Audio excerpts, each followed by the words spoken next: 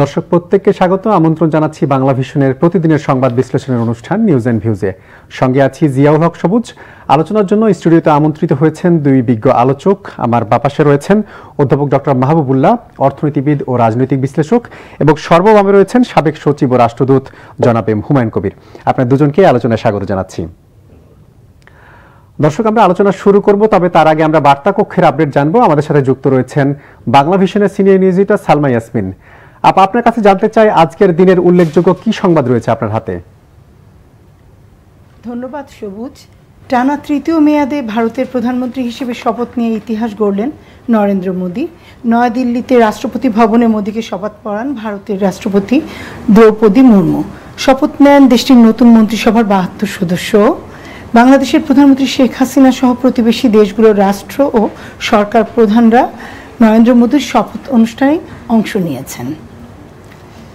প্রধানমন্ত্রী শেখ হাসিনার সঙ্গে সাক্ষাৎ করেছেন ভুটানের প্রধানমন্ত্রী দাশো শেরিং তোবগে। ভারতের হয়ে ভুটান থেকে জলবিদ্যুৎ আমদানির বিষয়ে আগ্রহ পুনর্ব্যক্ত করেছেন শেখ হাসিনা। এজন্য ত্রিপক্ষীয় একটি চুক্তির বিষয়ে ভারতের সঙ্গে আলোচনা হয়েছে বলেও জানান তিনি। এদিকে বিজেপির বর্ষিয়ান নেতা লালকৃষ্ণ আদভানির বাড়িতে গিয়ে তার সঙ্গে দেখা করেছেন বাংলাদেশের প্রধানমন্ত্রী। প্রস্তাবিত বাজেট প্রত্যাখ্যান করেছে বিএনপি। এ বিষয়ে এক আনুষ্ঠানিক প্রতিক্রিয়ায় দলটির মহাসচিব মির্জা ফখরুল ইসলাম আলমগীর বলেছেন, প্রস্তাবিত বাজেট ফোকলা অর্থনীতির উপর দাঁড়ানো কল্পনার ফানুস। জনগণের উপর করের বোঝা চাপানো হয়েছে, এতে ঢালাও দায় মুক্তি দেওয়া হয়েছে কালো টাকার।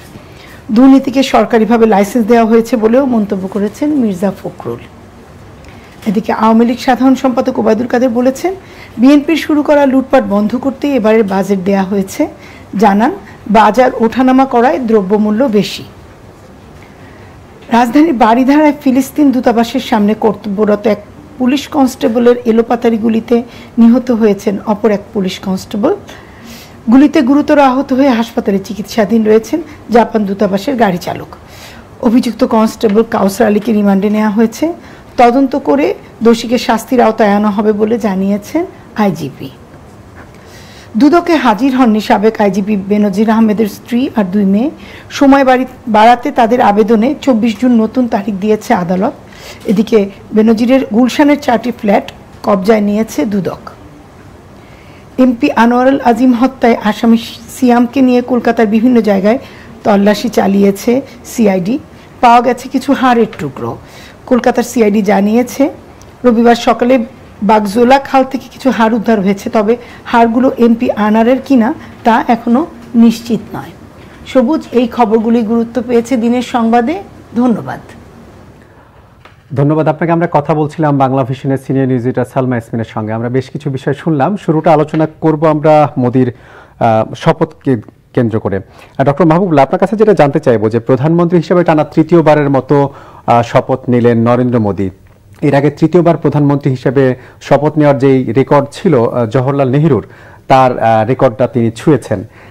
যেই শপথ অনুষ্ঠানে বাংলাদেশের প্রধানমন্ত্রী সহ আশপাশের পার্শ্ববর্তী দেশগুলোর প্রধানমন্ত্রী, রাষ্ট্রপতি সহ গুরুত্বপূর্ণ লোকজনও ছিলেন। এই যে বর্ণাঢ্য শপথ, এই নরেন্দ্র মোদীর শপথকে কিভাবে দেখছেন? আপনি যে শব্দটা ব্যবহার করেছেন বর্ণাঢ্য, আমার কাছে সেটা খুব বর্ণাঢ্য মনে হয় না।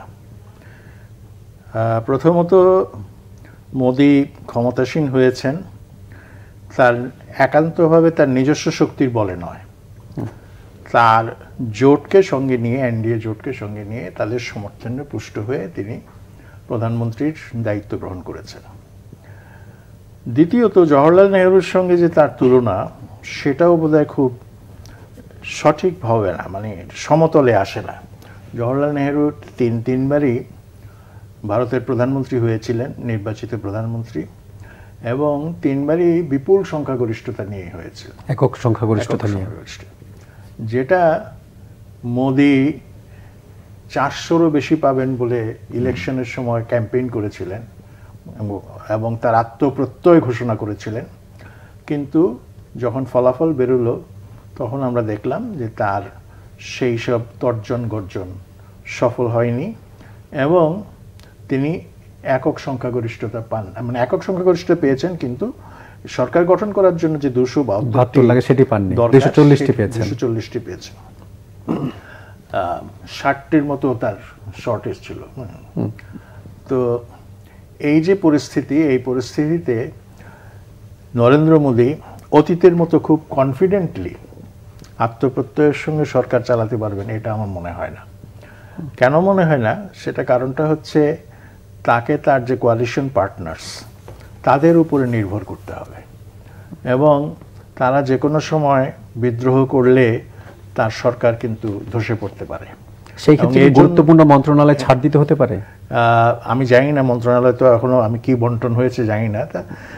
যতটুকু জানি তারা দাবি করেছে যে তাদেরকে গুরুত্বপূর্ণ মন্ত্রণালয় পূর্ণ মন্ত্রী মর্যাদায় দিতে হবে, এটা তারা দাবি করেছে। এইটা আগামী দিনগুলোতে মানে মোদীকে ম্যানেজ করতে হবে, মানে তার কোয়ালিশন পার্টনার্স থেকে ম্যানেজ করতে হবে। এবং সেখানে ভারতের রাজনীতির যে যেটাকে বলা হয় ডাইনামিক্স, এই ডাইনামিক্সটা কিভাবে গড়ে উঠবে সেটার উপর অনেকখানি নির্ভর করে। এবং অতীতের তুলনায় এখন কিন্তু যে বিরোধী কংগ্রেস দল এবং তার মিত্ররাও, তারাও কিন্তু অতীতের চাইতে অনেক বেশি আত্মপ্রত্যয়ী। কংগ্রেসের যে অবস্থা ছিল এর আগের নির্বাচনে, কংগ্রেসের যে পরিস্থিতি ছিল, সেখান থেকে তারা ঢের এগিয়ে এসছে। এবং আগের দুইটি টার্মে তো সেই অর্থে বিরোধী জোট ছিল না, বিরোধী দল ছিল না পার্লামেন্টে। এখন একটা সত্যিকারের বিরোধী দল ভাবে, এবং বিরোধী দলের একটা শক্তিশালী ভূমিকা থাকবে পার্লামেন্টে, সংসদে, এবং সংসদের বাইরেও তারা ভূমিকা পালন করতে পারে।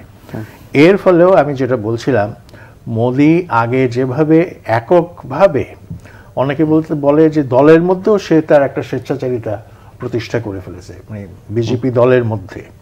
এমনকি তার আত্মবিশ্বাস এমন পর্যায়ে গেছে, মোদী কিন্তু রাজনীতিতে এসছে কিন্তু আরএসএস হয়ে, এবং বিজেপির রাজনীতিতে এরকম, কেউ যদি আরএসএস এর ক্যাডার হিসেবে তার অ্যাপ্রেন্টিসশিপ না পার করে, তাইলে কিন্তু সে বিজেপির মতো দলের নেতা হতে পারে না।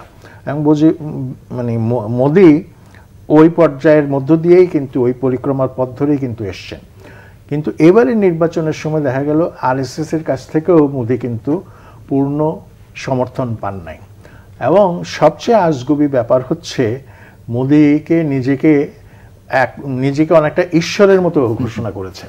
এটা তো একটা আজকের দিনে, আজকের এই বিজ্ঞানের যুগে এবং আজকের যে সভ্যতা, সেখানে তো এইরকম কোনো ব্যক্তিবিশেষ এই ধরনের বিশেষ ক্ষমতার অধিকারী এটা দাবি করতে পারেন, এবং মোদী সেটাও দাবি করেছে। এবং তিনি ভেবেছেন, বিশেষ করে এই দাবিটা তিনি বেশি করেছেন যেখানে যেখানে বিজেপির প্রভাব বেশি, যে সমস্ত এলাকাগুলোতে, সেখানে বক্তৃতা করতে গিয়ে তিনি নিজেকে মানে ঈশ্বরের অংশীদার হিসেবে ঘোষণা করেছেন। মানে কিন্তু এত ভালো করার পরে, সবকিছু চিন্তা ছিল ভালো করবেন, কিন্তু সেই তুলনায় ভালো করতে না পারার কারণটা কি? কোনটা প্রভাব ফেলেছে বেশি?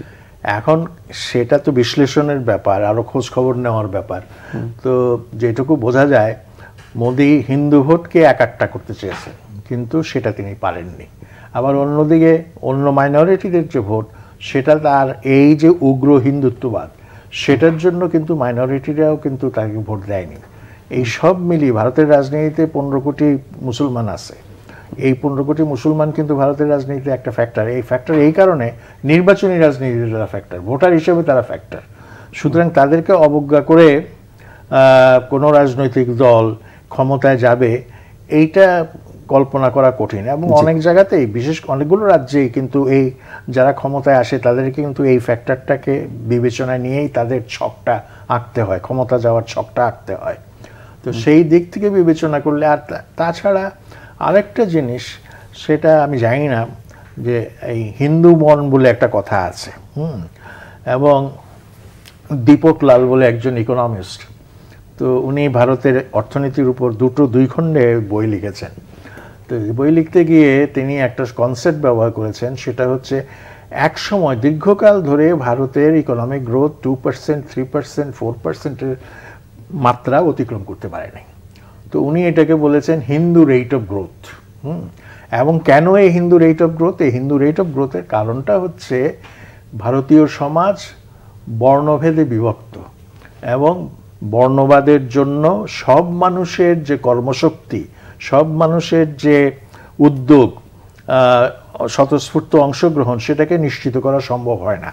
এবং এর ফলে কিন্তু একটা সমাজে মানে সুষ্ঠু অর্থনৈতিক প্রবৃদ্ধি অর্জন করা খুবই কঠিন। এটা একটা ব্যাপার।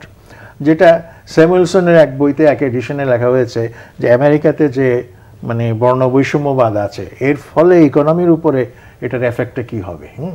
সেটা হচ্ছে ওই কৃষ্ণাঙ্গদের মধ্যে যারা মেধাবী, যারা অবদান রাখতে পারে, যাদের প্রোডাক্টিভিটি ভালো, তাদের অবদানটা কিন্তু সেভাবে গ্রহণ করা হচ্ছে না, এবং এটা আমেরিকার ইকোনমির জন্য ভালো না। হ্যাঁ, এই মত তিনি দিয়েছিলেন। তো একইভাবে ভারতের জন্যও কিন্তু এইটা একটা বড় সমস্যা। দ্বিতীয়ত হচ্ছে আরেকটা সমস্যা ছিল ভারতের ইকোনমিটা ছিল কমান্ড ইকোনমি, রাষ্ট্র নিয়ন্ত্রিত, এবং স্টেট সেক্টরের উপর গুরুত্ব এবং হেভি ইন্ডাস্ট্রির উপরে গুরুত্ব। এর ফলে দীর্ঘকাল ভারতের কনজিউমার গুডস ইন্ডাস্ট্রি এগুলো যেভাবে বিকশিত হওয়ার দরকার ছিল সেটা হয়নি। এবং এইটার কিছুটা ধারার পরিবর্তন আসলো যে যখন মনমোহন সিং প্রধানমন্ত্রী হলেন, তার আগে আরেক প্রধানমন্ত্রী ছিল নরসিংহ রাও অ্যাকচুয়ালি মার্কেট ইকোনমিটা ইন্ট্রোডিউস করে গেলেন। তো সেটার ফলে কিছু অবস্থার পরিবর্তন হয়েছে।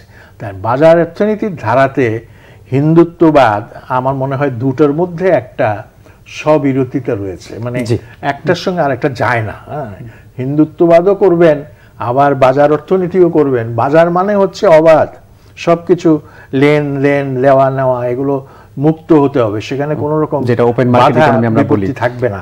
মানে free movement of goods and services, free movement of capital, এগুলো নিশ্চিত করতে হবে। এবং সেটা কিন্তু আবার হিন্দুত্ববাদ করে হবে না।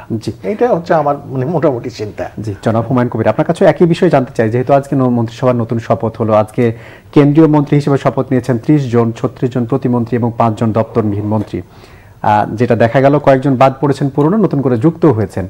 কেমন হলো মন্ত্রিসভা? স্যার যেটা বলছিলেন যে আসলেই কি মোদি দায়িত্ব নেওয়ার পর এবার তৃতীয়বারের মতো গত 2 টার্ম যেভাবে কাজ করেছেন সেই আত্মবিশ্বাসের সাথে কি কাজ করতে পারবেন? ধন্যবাদ আপনাকে। দুটো কমেন্ট করব। একটা হচ্ছে যে যেটা বার্তাটা আসছে সেটা হচ্ছে কন্টিনিউইটি, অর্থাৎ আগে মোদি 2 দ্বিতীয়বার প্রধানমন্ত্রী থাকাকালীন সময়তে যেসব নীতিমালা নিয়েছিলেন সেগুলি এই সরকারের আমলেও চালু থাকবে। তিনি এই ধারাবাহিকতার কথাই বলছেন। আর এটা চালু রাখবার জন্য যে কাঠামো দরকার, এখানে মন্ত্রিসভায় কিন্তু মূলত যে প্রধান দফতরগুলো আছে বা মন্ত্রীরা আছে তারা কিন্তু সকলেই আছেন। কাজেই যদি বলা হয় কন্টিনিউইটি বা ধারাবাহিকতা বজায় থাকবে কিনা, তাহলে এই যারা গত মন্ত্রিসভায় ছিলেন প্রধান যারা, তাদের উপস্থিতি কিন্তু আমাদেরকে নির্দেশ করছে যে এই কন্টিনিউটিটা বা ধারাবাহিকতাই হয়তো বজায় থাকবে। তো কাজেই আমরা খুব বেশি এখানে চিন্তার বা পরিবর্তনের চিন্তার সুযোগ আছে বলে আমি মনে করছি না, একটা বিষয়। দ্বিতীয় যে বিষয়টা বলবো, ডক্টর মাহবুবুল্লাহ ভাই বলেছেন একটা কথা, এখানে যেই জায়গাটায় সমস্যা তৈরি হবে সেটা আমরা স্বাভাবিক আলোচনায় বলছি যে এনডিএর অংশীদারদের সমর্থন নিয়ে তিনি এখন সরকারটা গঠন করছে। এনডিএ কিন্তু আগেও ছিল, আগে যেহেতু বিজেপির একক সংখ্যাগরিষ্ঠতা ছিল সেই কারণেই আমরা এদের আওয়াজ টাওয়াজ কম শুনেছি। কিন্তু এনডিএ কিন্তু 99 সাল থেকেই এনডিএ সরকার, বিজেপির যতগুলো সরকার হয়েছে তারা মোটামুটি এনডিএ সরকার। কিন্তু এবারে একটা নতুনত্ব হচ্ছে যে যেই সংখ্যায় গিয়ে সরকার গঠন করা দরকার এবার প্রত্যক্ষভাবে সাপোর্টটা নিতে হচ্ছে, এছাড়া উপায় নেই। আর 3টা টিডিপি, জেডিইউ আর শিবসেনা, এই 3জন সমর্থন নিয়েছে এবং নিয়ে তাদের এখন বোধহয় 290 কি 91, 272 জায়গায় এই সংখ্যাটা তাদের কাছে আছে। এখন আমার কাছে যেটা মনে হয় যে রিজিওনাল দলগুলো সবগুলোই কিন্তু আঞ্চলিক, এবং এখানে আরও একটা বলে রাখা দরকার যে কংগ্রেস যে জিতেছে বা কংগ্রেসের নেতৃত্বে ইন্ডিয়া জোট যেটা জিতেছে, ওর মধ্যে কংগ্রেস পেয়েছে 100-102টা, বাকি কিন্তু আপনি দেখবেন 99টা নিজেরা পেয়েছে, 2টি সাপোর্ট দিয়েছে। রাইট। এরপরে কিন্তু আপনি আরো 133-34টা আরেক অন্য দল থেকে এসছে, এবং সেই সবগুলো দলে কিন্তু আঞ্চলিক দল। তার অর্থ হচ্ছে ভারতে এই নির্বাচনের মধ্য দিয়ে আঞ্চলিকতা যেটা 90-র দশকে ছিল, পরে বিজেপির আমলে এসে সেটা খানিকটা নিয়মান হয়েছিল, সেই আঞ্চলিক রাজনীতি আবার সেন্টারে চলে আসছে।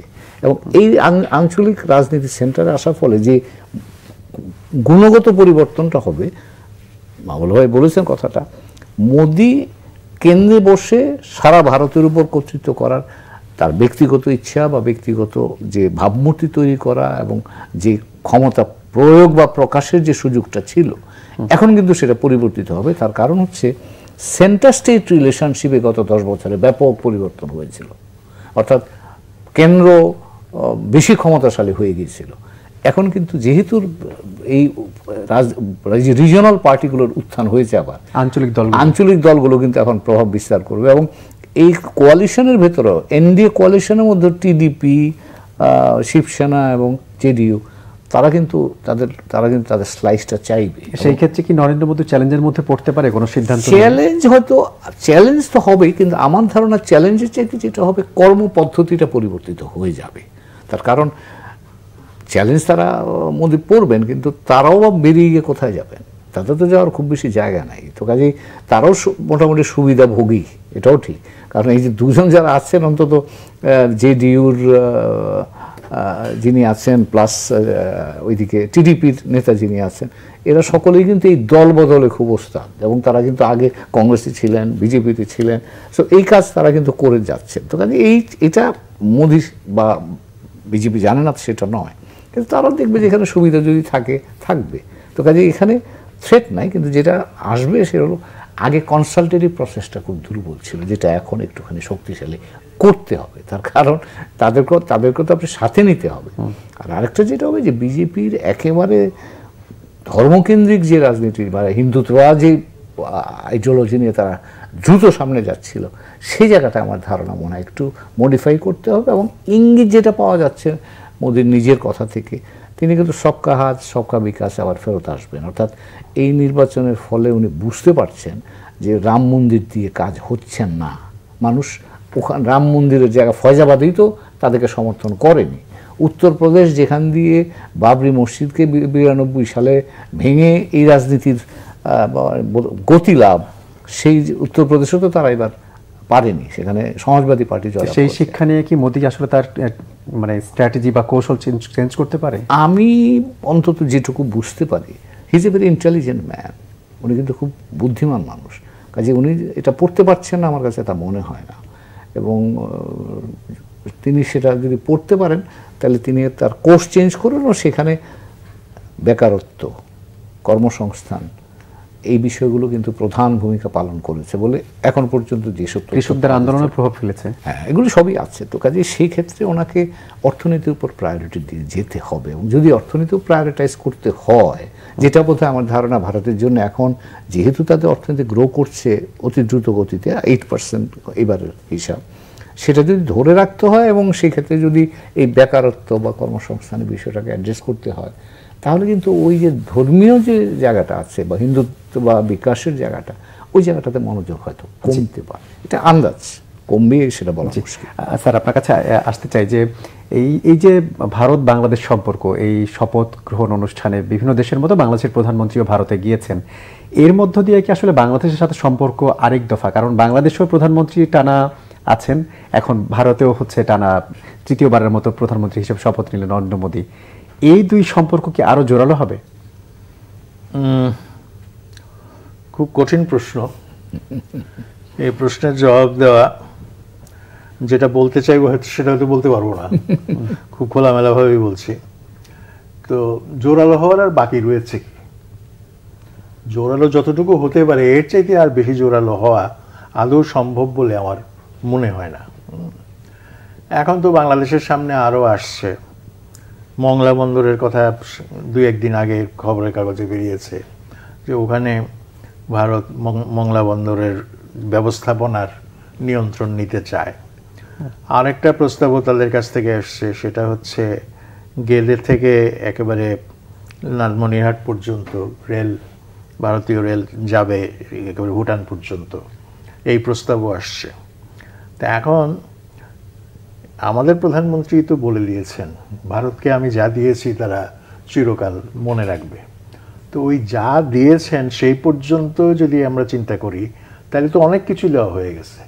কাজে এখানে সম্পর্ক আরো জোরদার হওয়ার আর বাকি আছে কি, অবশিষ্ট কি আছে? সেটা কি আরো দিয়ে, মানে এখন নতুনভাবে এসছে এই দুইটা প্রস্তাব, আরো হয়তো কিছু প্রস্তাব আসবে। তো সেটাতে যদি মনে করেন যে না, সেগুলো করলে পরে সম্পর্ক আরো দৃঢ় হবে, আরো ভালো হবে, আরো ঘনিষ্ঠ হবে, হ্যাঁ হতে পারে। তবে অ্যাট হোয়াট কস্ট সেটা আমাদের ভাবতে হবে। আর স্যার এটার সাথে আরেকটু যোগ করতে চাই যে এই ভারতে যে এই নতুন করে প্রায় দীর্ঘ 1 দশক পরে তারা বিরোধী নেতা পেতে যাচ্ছে সংসদে, এটাকে কিভাবে দেখছেন? এটা কি আসলে ভারতে বিরোধীদের এক ধরনের পুনর্জন্ম? এতদিন তো তারা পার্লামেন্টে ভূমিকা রাখতে পারেনি।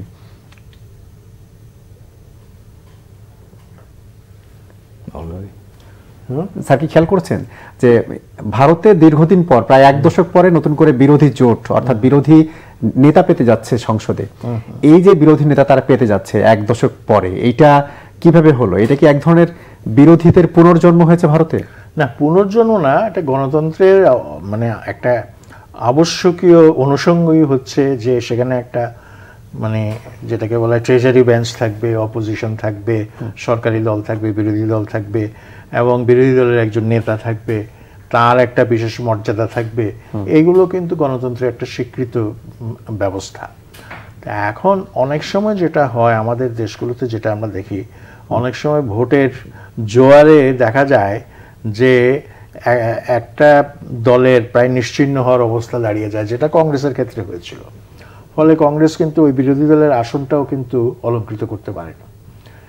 এখন এবারকার যে নির্বাচনের যে চিত্র, তাতে আমরা লক্ষ্য করছি, যেটা আমি আগেও বলেছি, যে সেখানে ভারতের পার্লামেন্টটা একটা প্রাণবন্ত পার্লামেন্ট হওয়ার সম্ভাবনা দেখা দিয়েছে, যেখানে যথেষ্ট তর্ক বিতর্ক হবে, বিভিন্ন প্রশ্ন উত্থাপিত হবে, এবং সরকারি দলকে যারা ক্ষমতায় আছেন তাদেরকে, যেটাকে নাস্তানাবুদ না বললেও তাদেরকে ব্যতিব্যস্ত রাখা যেটাকে বলে, এবং বিভিন্ন প্রশ্ন উত্থাপন করে তাদের গভর্নেন্সের ক্যারেক্টার সম্পর্কে এবং তাদের বিচ্যুতি সম্পর্কে তাদেরকে বারবার মনে করিয়ে দেওয়া এবং জনগণের দৃষ্টিতে সেটা নিয়ে আসা, এই ভূমিকাগুলো কিন্তু তারা পালন করতে পারবে।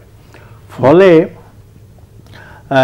আমরা এইটুকু আশা করতে পারি যে যেহেতু একটা নতুন সম্ভাবনার সৃষ্টি হয়েছে, সেই সম্ভাবনার ফলে আমরা হয়তো ভালো কিছু আশা করতে পারি এই গণতান্ত্রিক এই চর্চার মধ্য দিয়ে আর কি।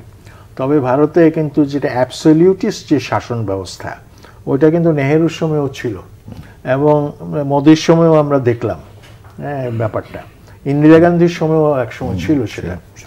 তো এইটা কিন্তু বিভিন্ন সময় ঘটেছে এই সমস্ত ঘটনাগুলো, যে একটা দলের বিশেষ প্রাধান্য এবং এই প্রাধান্যের বলে অন্যরা বেশ ম্রিয়মাণ অবস্থায় থাকে, এটা হয়। এবং এইটা থার্ড ওয়ার্ল্ডের মানে যে ইলেকট্রাল ডেমোক্রেসির যে বৈশিষ্ট্য সেটার মধ্যে পড়ে। যখন জোয়ার আসে দেখা যাচ্ছে যে একটা দল একেবারে সব কিছু ধুয়ে মুছে সব এগিয়ে যাচ্ছে, অন্যদেরকে একেবারে সাফ করে ফেলছে, এই ধরনের একটা অবস্থা।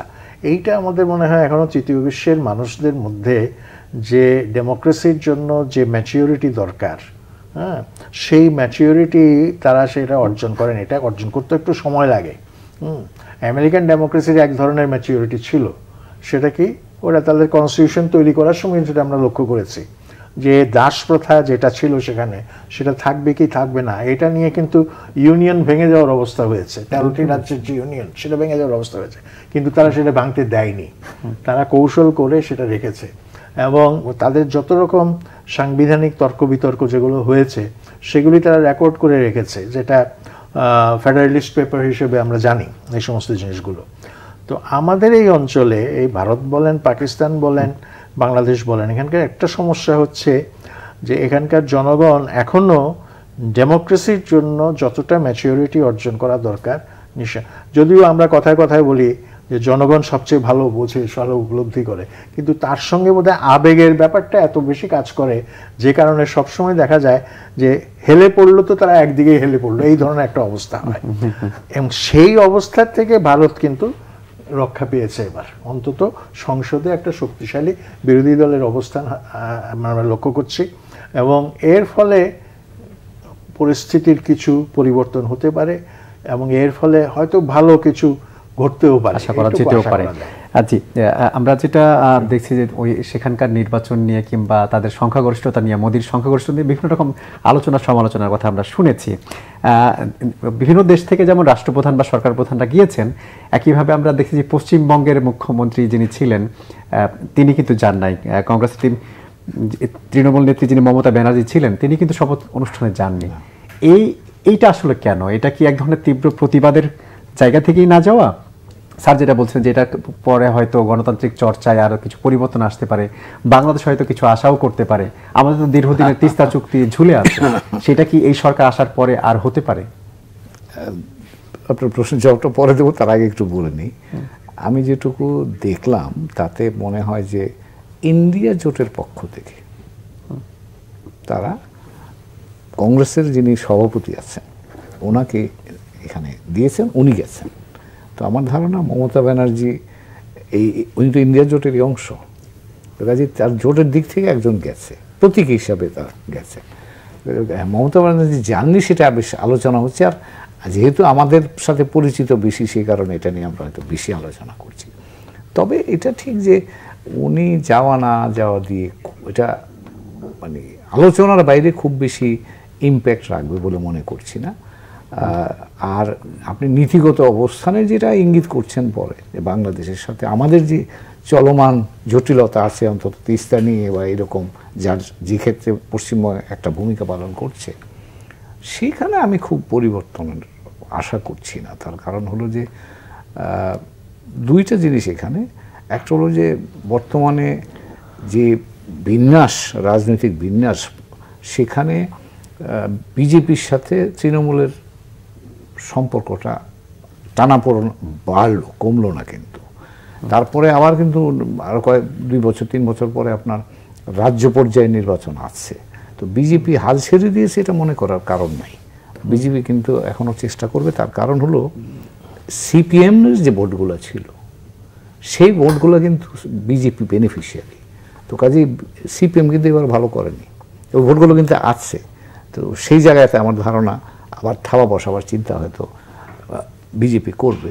তো তৃণমূলের জন্য এটা কিন্তু একটা সম্ভাব্য চ্যালেঞ্জ হিসেবে সামনের দিকেও থাকতে পারে। তার অর্থ হচ্ছে এই দুই বিজেপি এবং তৃণমূলের মধ্যে টানাপোড়েনটা কিন্তু কমবার কোনো সম্ভাবনা আপাত দৃষ্টিতে মনে হচ্ছে না। আর তা যদি না কমে তাহলে আমাদের তিস্তা নিয়ে আমাদের যে ভরসা, সেই ভরসার জায়গাটা তো খুব বেশি আমরা ইতিবাচক কিছু দেখতে পাচ্ছি না।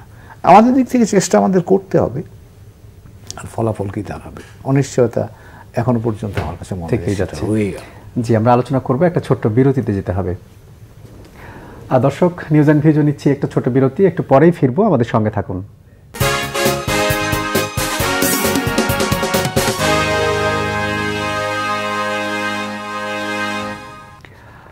দর্শক, বিরতির পর আরেকবার স্বাগত নিউজ অ্যান্ড ভিউজে। আমরা আলোচনা করছি, স্টুডিওতে আমন্ত্রিত হয়েছেন অধ্যাপক ডক্টর মাহবুবুল্লাহ এবং রয়েছেন সাবেক সচিব এবং রাষ্ট্রদূত এম হুমায়ুন কবির। আমরা বিরতির আগে হুমায়ুন কবির সাথে কথা বলছিলাম, ডক্টর মাহবুবুল্লাহর কাছে আসতে চাই। এই পর্যায়ে একটু বাজেট নিয়ে আলোচনা করতে চাই, আমাদের জাতীয় বাজেট। বিএনপি বলছে এই প্রস্তাবিত যে বাজেট যেটা হয়েছে এক ধরনের ফোকলা বাজেট, মানে এক অর্থে কিছুই নাই, এটা লুটেরাদের বাজেট হয়েছে। তিনি এরকম মন্তব্য করেছেন যে এই বাজেটে কল্পনার ফানুস ছাড়া কিছুই নেই। আপনিও কি আসলে এরকম মনে করেন কিনা? না, সেটা তারা রাজনীতি করেন, রাজনৈতিকভাবে তারা বলেছেন। এটা পলিটিক্সে কিছু রেটরিক থাকে, সেই রেটরিকগুলো আছে। তো আমি তো আর একজন মানে প্রফেশনাল হিসেবে তো সেইভাবে কথা বলতে পারি না। তো যেটা আমি বলতে পারি সেটা হচ্ছে আমি অর্থনীতির জন্য খুব সুখবর কিছু দেখি না। যেমন আমাদের অর্থনীতি কিন্তু প্রচণ্ডভাবে ঋণ নির্ভর হয়ে পড়েছে। এই ঋণ বিদেশি রাষ্ট্রের কাছে ঋণ, দেশের জনগণের কাছ থেকে করা ঋণ, ব্যাংকিং সিস্টেমের কাছ থেকে করা ঋণ। এবং এইবারকার বাজেটে যে সুদের জন্য যে টাকাটা দিতে হবে সেই টাকাটার পরিমাণ হচ্ছে 1,13,000 কোটি টাকা। এটা বিশাল অঙ্ক, কিন্তু বড় একটু। গোটা বাজেট হচ্ছে কত? প্রায় 7,97,000 কোটি টাকা, প্রায় 8 লাখ কোটি টাকা। তার মধ্যে আমার সুদের জন্য শুধু দিতে হচ্ছে 1,13,000। আর সেখানে আবার দুই রকম হিসাব আছে। একটা হচ্ছে অভ্যন্তরীণ ক্ষেত্র থেকে নেওয়া ঋণ, আর একটা হচ্ছে বিদেশি ইয়ের কাছে। অভ্যন্তরীণ ক্ষেত্রটাই হচ্ছে বড়, সেই অভ্যন্তরীণটাই হচ্ছে 93,000 কোটি টাকা, আর বিদেশিটা হচ্ছে 20,500 কোটি টাকা। আচ্ছা, এর পরে আরেকটা হিসাব আমাদের সামনে আসছে। আগামী 3 বছরের সরকার কিন্তু একটা অ্যাসেসমেন্ট করেছে, 3 বছর একটা মিড টার্ম অ্যাসেসমেন্ট। এই 24-25 থেকে শুরু করে 25-26, তারপরে হচ্ছে বোধহয় 26-27, এই 3 বছর। এই 3 বছরে সুদের ব্যয় হবে মানে 4,05,000 কোটি টাকা, এবং এটা একটা বিশাল অঙ্ক। যেমন যে অর্থ বছরটা সামনে আসছে, এই যে 2024-25 অর্থ বছর, এই অর্থ বছরে এডিপিতে বরাদ্দের চিন্তা করা হয়েছে 2,65,000 কোটি টাকা, গত বছরের তুলনায় মাত্র 2,000 কোটি বেড়েছে। আচ্ছা, তাইলে দেখা যাচ্ছে যে যেই পরিমাণ সুদ আমাদেরকে দিতে হবে, মানে সরকারকে দিতে হবে, পরিশোধ করতে হবে, সেইটা 1.5 বছরের ডেভেলপমেন্ট এক্সপেন্ডিচারের সমান। এবং হিসাব করলে দেখা যাবে যে 12টার চাইতেও বেশি পদ্মা সেতু এই টাকায় নির্মাণ করা যায়। তো অনেকেই বলছেন যে বাংলাদেশ একটা ডেট ট্র্যাপের মধ্যে পড়ে যাচ্ছে, যে সেই ডেট ট্র্যাপের কথাটা বিদেশি ঋণের প্রেক্ষাপটে বলা হয়, কিন্তু অভ্যন্তরীণ ঋণের মাত্রা এত বেশি যে এইটা আমার মনে হয় ওভার অ্যাম্বিশাস। এই অ্যাম্বিশাস যেটাকে বলা হয়, খুব অ্যাম্বিশাস বাজেট করতে গিয়ে আমি বড় টাকা খরচ করব, বড় ধরনের প্রজেক্ট করব, মেগা প্রজেক্ট করব, এগুলো করার জন্য বরাদ্দ করতে গিয়ে একটা বিশাল অঙ্কের বাজেট করা হয়েছে। এবং এই বিশাল অঙ্কের বাজেট করতে গিয়ে আপনার অভ্যন্তরীণ যে রিসোর্স মোবিলাইজেশন যেটাকে বলা হয়, সেইটা কিন্তু সরকার সেইভাবে টার্গেট অনুযায়ী করতে পারেনি। এবং আমাদের অভ্যন্তরীণভাবে আমাদের রাজস্ব আয় এটা জিডিপির 9%, কখনো 9%-এর নিচে, কখনো 9% থেকে একটু বেশি। এবার যে হিসাব করা হচ্ছে এটা একটু 9%-এর একটু বেশি, এরকম। তো এইটা মোটেও সন্তোষজনক না। যে কোনো আমাদের মতো দেশে এই রাজস্ব আয় যেটা, সেটা হওয়া উচিত জিডিপির কমপক্ষে 15 থেকে 16%, পারলে আরো বেশি সেটা করা উচিত। তাহলে কিন্তু আমরা স্বনির্ভর হতে পারবো। কিন্তু যে কোনো কারণেই হোক, আমাদের রাজস্ব আদায়ের ব্যবস্থাটা এতই দুর্বল এবং এর মধ্যে কোনো রকম সৃজনশীলতা নাই। কিভাবে আমরা সবসময় কথায় কথায় বলি, করো ভার বাড়াবো না, করো জাল বিস্তৃত করো, করের আওতা বাড়ানো, করের আওতা বাড়ানো, করো জাল, যেটাকে ট্যাক্স নেট, যেটাকে বর্ধিত করার কথা।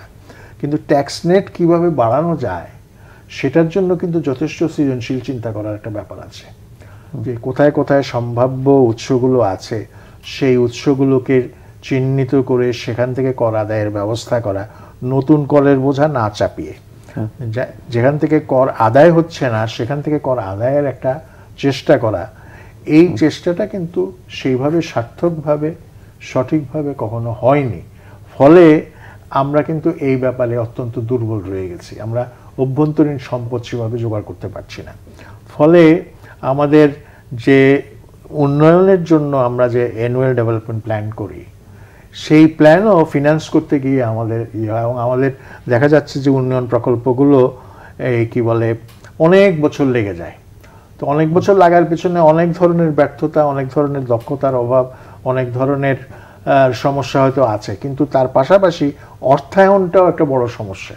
দেখা যাবে সরকারের একটা বিল্ডিং, যেটা 5 তলা একটা বিল্ডিং হবে, সেটা দেখা যাচ্ছে এক বছরে 1 তলা হলো, তারপরের বছর 2 তলা হলো, এইভাবে ধীরে ধীরে হচ্ছে। কেন হচ্ছে? কারণটা হচ্ছে যে আমরা একসঙ্গে অর্থটা দিতে পারছি না এবং আমাদের সম্পদ আমরা সেভাবে মোবিলাইজ করতে পারি নাই বলেই আমরা কোনো প্রজেক্ট সেভাবে শেষ করতে পারি না। এই সমস্যাগুলো কিন্তু আছে। এবং আর এবারকার বাজেটের একটা বড় চ্যালেঞ্জ হচ্ছে মূল্যস্ফীতি। কিন্তু মূল্যস্ফীতি এই ঋণ করে আপনি কতটা ঠেকাতে পারবেন সেই সম্বন্ধে যথেষ্ট সন্দেহ আছে। এবং এর ফলে কিন্তু ওই যে টাকার যে সরবরাহ বাজারে, সেইটা কিন্তু ওইভাবে, যদিও সংকোচনমূলক মুদ্রানীতির কথা বলা হয়, সংকোচনমূলক মুদ্রানীতি দিয়ে কতটুকু কি করা যাবে সে ব্যাপারেও সন্দেহ আছে। অন্যদিকে বড় বিপদ হচ্ছে আমাদের রিজার্ভের যে ক্রাইসিস। রিজার্ভ কিন্তু নিট রিজার্ভ যেটাকে বলা যায়, সেটা কিন্তু ওইভাবে আমাদের নাই। ইভেন যেটা $13 বিলিয়ন বলে, $13 বিলিয়ন আছে কিনা সন্দেহ আছে। আপনার $5 বিলিয়ন তো খালি আমাদের এনার্জি সেক্টরে আমাদেরকে দিতে হবে, হ্যাঁ, সেখানে। এরপরে আরও পাওনাদার আরও অনেক আছে। আমেরিকানসরা বলতেছে তোমরা আমাদের এখানে ইনভেস্টমেন্ট হয়েছে, সেই প্রফিট রিপ্যাট্রিয়েট করতে করতে দাও, হ্যাঁ, বারবার এসে তাগিদ দেওয়া হচ্ছে তাদের পক্ষ থেকে। আরও এরকম অনেক বিদেশিরা আছে যারা তাদের পাওনা বুঝে নিতে চাচ্ছে। ফলে আমরা কিন্তু একটা বড় ধরনের ক্রাইসিসের মধ্যে আছি। এটাকে অস্বীকার করলে উট পাখির মতো বালুতে না মানে মাথা গুঁজে থাকা হবে, কিন্তু সমস্যার সমাধান হবে না। আর এই রকম পরিস্থিতিতে যে জিনিসটা দরকার সেটা হচ্ছে জাতীয় সহমত তৈরি করা, এবং এই জাতীয় সহমত তৈরি করে সংকট উত্তরণের একটা রাস্তা বের করা। কিন্তু সেই দিকেও তো আমাদের যারা আছেন, হ্যাঁ, দণ্ডমুণ্ডের অধীশ্বর, তারা সেদিকে কতটুকু মনোযোগী সে ব্যাপারেও কিন্তু যথেষ্ট সন্দেহ আছে। অর্থাৎ পুরো সমস্যাটার সমাধান করতে গেলে একটা ডেমোক্রেটিক এনভায়রনমেন্ট দেশের মধ্যে তৈরি করতে হবে, এবং এর মাধ্যমে মানুষের পার্টিসিপেশন এনশিওর করতে হবে, রাজনৈতিক দল, স্টেক হোল্ডার সকলের পার্টিসিপেশন এনশিওর করতে হবে, এবং রাজনৈতিক সদিচ্ছাও থাকতে হবে, এবং সেটা করতে হবে। এবং কিভাবে একটা মানে গুড গভর্নেন্স আমি বলি না, আমি বলি গুড এনাফ গভর্নেন্স। এই গুড এনাফ গভর্নেন্সও যদি নিশ্চিত করতে হয় তাইলেও কিন্তু আমাদের অনেক পথ যেতে হবে। অলরেডি যেসব দুর্নীতির কথা, যেসব স্বেচ্ছাচারের কথা পত্রপত্রিকায় প্রকাশ হয়েছে, এটা হয়তো টিপ অফ দি আইসবার্গ, হয়তো আরও অনেকগুলো আছে যেটা আমরা জানি না, সেটা এখনো প্রকাশ হয় নাই। তো এই যে পর্বত প্রমাণ সমস্যা অর্থনীতির উপর, হ্যাঁ, এই সমস্যা থেকে বেরিয়ে আসতে গেলে কিন্তু একা একটা দলের পক্ষে এটার সমাধান সম্ভব না। জি, জনাব কবির, আপনার কাছে জানতে চাইবো যে এই প্রশ্ন, যে স্যার যেটা বিভিন্ন রকম চ্যালেঞ্জের কথা বললেন, সংকটের কথা বললেন এবং পর্বত সমান সমস্যার কথা বলছেন, আসলে এই যেই বাজেটটা ঘোষণা হয়েছে, এখানে যদি আমরা সাদা চোখে চিন্তা করি, বাজেটে আমাদের যেই দুশ্চিন্তার ভারটা বেশি না সুখবর বেশি? ধন্যবাদ আপনাকে। আসলে ডক্টর মাহবুবুল্লাহ ভাই তো অর্থনীতিবিদ বিশেষজ্ঞ হিসেবে বললেন, আমি সাধারণ মানুষ লেম্যান হিসেবে যদি বলি যে মুদ্রাস্ফীতি যেটা মাহবুবুল্লাহ ভাই বলেছে, এটা অর্থনীতিবিদরাই বলছেন যে এইটাকে নিয়ন্ত্রণ করবার জন্য কোনো সুনির্দিষ্ট কর্মপরিকল্পনা এই বাজেটে কিন্তু নাই। মানে ইচ্ছা আছে, এবং যেহেতু এটা একটা সমস্যা, বাজেট যেহেতু আছে সামনে, সেহেতু তো ইচ্ছাটা প্রকাশ করা হয়েছে, কিন্তু এটার জন্য সুনির্দিষ্ট যে কর্মপরিকল্পনা দরকার সেটা না, কিভাবে করা হবে, কখন কমবে। এবং আমাদের জন্য এটা চ্যালেঞ্জ, কারণ এটা কিন্তু বেশ অনেক দিন, প্রায় 2 বছরের কাছাকাছি ধরে কিন্তু এই অবস্থাটা চলছে। এবং আরো মানে যেটা অর্থমন্ত্রী নিজেও বাজেট বক্তৃতায় বলেছেন যে 9% বেশি মূল্যস্ফীতি রয়েছে। এবং আরো যেটা আমি জানি না এখন এটাকে কিভাবে ব্যাখ্যা করা যাবে অর্থনৈতিক মানে প্রেক্ষাপটে, যেদিনই বাজেট ঘোষণা হলো তারপর দিনই জিনিসের দাম আবার বাড়তির দিকে। তো আমরা যারা সাধারণ মানুষ ভাই, আমরা তো অত বাজেট অত বেশি বুঝি না, অত বিশ্লেষণের ক্ষমতা আমাদের নাই। আমরা বুঝি যে বাজারে গেলে আমার জিনিসের দাম বেশি কি কম। তো কাজেই সেই জায়গায় আমার নিজের অনুভূতিটা হচ্ছে যে এই বাজেট দিয়ে যদি আমরা মুদ্রাস্ফীতিটা না কমাতে পারি, তাইলে কিন্তু বাজেটের অন্যান্য যেসব জিনিসগুলো আমরা চিন্তা করছি তার সবগুলো কিন্তু আমাদের জন্য একটা মানুষের কাছে এটার গ্রহণযোগ্যতা কমে যাবে, এবং মানুষ তখন অস্থির হয়ে যাওয়ার একটা সম্ভাবনা বা আশঙ্কা কিন্তু থাকবে। তো কাজে মুদ্রাস্ফীতিটা নিয়ন্ত্রণ করা খুব জরুরি দরকার। আর যেটা মাহবুবুল্লাহ ভাই বলেছেন, আমরা এই যে tax GDP ratio, Nepal 15% tax GDP ratio, আমাদের 8, এবার 9-তে যাবে বা এরকম কিছু বলা হচ্ছে। আমরা যে এসডিজি ঘোষণা করে রেখেছি যে আমরা 30 সালে এসডিজির লক্ষ্যমাত্রা অর্জন করব, সেখানেও তো 15% কমিটমেন্ট আমাদের আছে, কিন্তু তার আয়োজনটা কোথায়?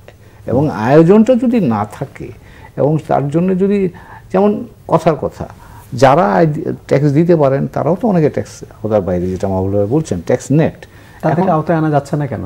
এখন তার জন্য পলিটিক্যাল কমিটমেন্ট দরকার, খুব ভেরি স্ট্রং কমিটমেন্ট আপনার লাগবে। আমারই বড় ভাই কলিগ বদিউর রহমান সাহেব, উনি একসময় এনবিআর এর চেয়ারম্যান ছিলেন, তিনি কিছুদিন আগে একটা মন্তব্য করেছেন যে উনি যখন চেয়ারম্যান ছিলেন তখন তিনি বলছিলেন যে ঢাকায় বড় বড় বাড়িঘর কোথায় আছে আমরা একটা সার্ভে করি, কিন্তু সেটা করা যায়নি। তার কারণ হচ্ছে আমাদের যারা সুবিধাভোগী আমরা আছি, আমরাই নীতি প্রণয়ন করি। তো কাজে যখনই আমি মনে করি যে আমার সুবিধায় আঘাত আসবে, তখন কিন্তু সেটাকে আমরা আটকে দিই। এখন এই পদ্ধতি যদি চলতেই থাকে, তাহলে আপনার এই যে এসডিজিতে আমাদের যে কমিটমেন্ট, আমাদের যে এই যেটা বললেন যে অর্থায়ন, আপনি প্রকল্প বাস্তবায়ন করবেন, টাকা বাইরে থেকে কত ধার নেবেন, আর ধার নিয়ে তো ধারটা শোধ করতে হবে, মাহবুবুল্লাহ ভাই তো একটা ভয়ঙ্কর চিত্র দিলেন যে এখন থেকে 3-4-5 বছর পরে যে আপনাকে এই $4 বিলিয়ন করে দিতে হবে, টাকাটা তো আসতে হবে, এবং সেটা বাংলা টাকায় দিলে হবে না, আপনাকে সেটা ডলারে পে করতে হবে। সেই টাকাও তো আপনার কোত্থেকে আসবে? আপনার এক্সপোর্ট বাড়াতে হবে, এক্সপোর্ট তো বাড়ছে না, এক্সপোর্ট বাড়ছে না, এবং এক্সপোর্টের যেটা হচ্ছে যে পরিমাণ মানে ফরেন কারেন্সি আসার কথা তার একটা বিরাট অংশ আসছে না, নানা কারণে থেকেও যাচ্ছে। রাইট, রেমিটেন্স, আপনার রেমিটেন্সও খুব একটা সুবিধাজনক। তা আমি ডলার পাবো কোথায়? আমার সূত্রটা তো সেখানে, এইগুলি তো আমাদের সূত্র। তো কাজেই আপনার অর্থনীতি কিন্তু একটা চেনের মতো সবগুলোর সাথে সবগুলো জড়িয়ে আছে। ডক্টর মাহবুবুল্লাহ যেটা বলছিলেন যে এই যে এখনকার সংকট, এটাকে স্বীকার করে নিয়ে এক ধরনের জাতীয় সহমত দরকার, আপনিও কি মনে করেন এরকম জাতীয় সহমত দরকার? এটা এই যে সমস্যাটা আমরা পড়েছি, আমার জানা মতে, মানে এটা আমার যেটুকু বয়স হয়েছে, মাহবুবুল্লাহ ভাইয়ের চাইতে ছোট, কিন্তু বাংলাদেশে এরকম অর্থনৈতিক সংকট কিন্তু আমরা আগে পড়িনি কখনো। এবং এটা কিন্তু আপনি দেখবেন টাকা সাদা, কালো টাকা সাদা করার জন্য সুযোগ দেওয়া হয়েছে। আমি যদি একজন রেগুলার ট্যাক্স পেয়ার হই, আমাকে 30% দিতে হবে, আর যে চুরি করে বা যে অন্য পথে, তার জন্য আপনি 15% দিয়েছেন। তো এখন কিন্তু তারপরেও আপনি ক্যাপিটাল ফ্লাইট বন্ধ করতে পারবেন কিনা সে প্রশ্ন কিন্তু রয়ে যাচ্ছে। হয়নি তো, হ্যাঁ, সেটা এভিডেন্স বলে না। তো কাজে এই যে জটিল একটা প্রক্রিয়ার মধ্যে আমরা পড়ে আছি, এখান থেকে বেরোবার জন্য আপনার ভেরি স্ট্রং পলিটিক্যাল উইল লাগবে আপনার, এবং যে টিম, এই যে ধরেন সরকারের টিম তো একটা অর্থনৈতিক কাঠামো বা একটা টিম তো কাজ করে, এখন একটা বস্তুনিষ্ঠ মূল্যায়ন দরকার যে এই অবস্থাটা হলো কেন।